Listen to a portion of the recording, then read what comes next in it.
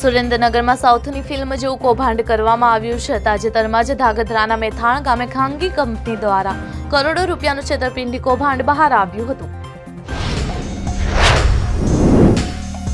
બનાસકાંઠાના પાલનપુરમાં કાનૂની સલાહ લેવા વકીલ પાસે ગયેલી યુવતી ઉપર વકીલના સાથીએ દુષ્કર્મ આચર્યું હતું।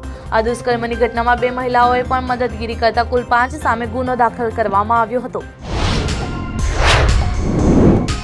અમદાવાદના અડાલજ મહેસાણા રોડ બનાવવા માટે કરવામાં આવેલી ખર્ચની તુલનાએ અનેક ગણો ટોલ ટેક્સ વસૂલી લીધો। ટોલ ટેક્સ વસૂલવાનું ચાલુ રાખવાના સામેના વિરોધમાં કોમર્શિયલ વાહન ધારકોએ ટોલ નાકાએ એકઠા થઈને ટોલ ન ભરવાનો વિરોધ કર્યો।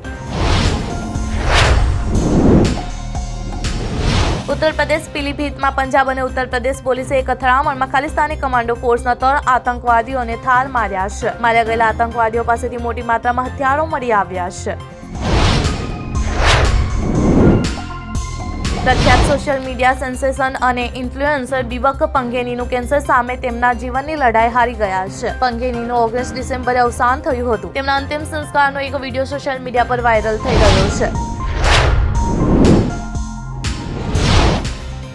દિલ્હીમાં એક ચોંકાવનારી ઘટના સામે આવી છે। હોટલના રૂમમાંથી એક બ્યુટિશિયનનો મૃતદેહ મળી આવ્યો છે। ગણતરીના કલાકમાં જ તેના બોયફ્રેન્ડનો મૃતદેહ રેલવે ટ્રકથી મળ્યો હતો। સપ્તાહના પ્રથમ દિવસે સોમવારે ભારતીય શેર બજારો ગ્રીન ઝોનમાં ખુલ્યા હતા। સેન્સેક્સમાં 650 પોઈન્ટનો ઉછાળો નોંધાયો હતો અને તે સાથે નિફ્ટીમાં પણ 190.60ના પોઈન્ટના વધારા સાથે 23,778 પર ટ્રેન્ડ કરી રહ્યો છે। આસામ પોલીસે બાળ વિવાહ સામેના તેના ત્રીજા વિશેષ અભિયાનમાં 500થી વધુ લોકોની ધરપકડ કરી છે। 400 જેટલા કેસ નોંધાયા છે। એક ઉચ્ચ અધિકારીએ રવિવારે આ માહિતી આપી હતી।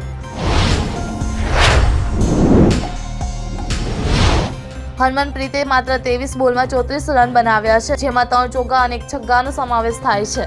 આ સાથે તે મહિલા વન ડે ક્રિકેટમાં 1000 રન પૂરા કરનાર બીજી ભારતીય કેપ્ટન બની ગઈ છે।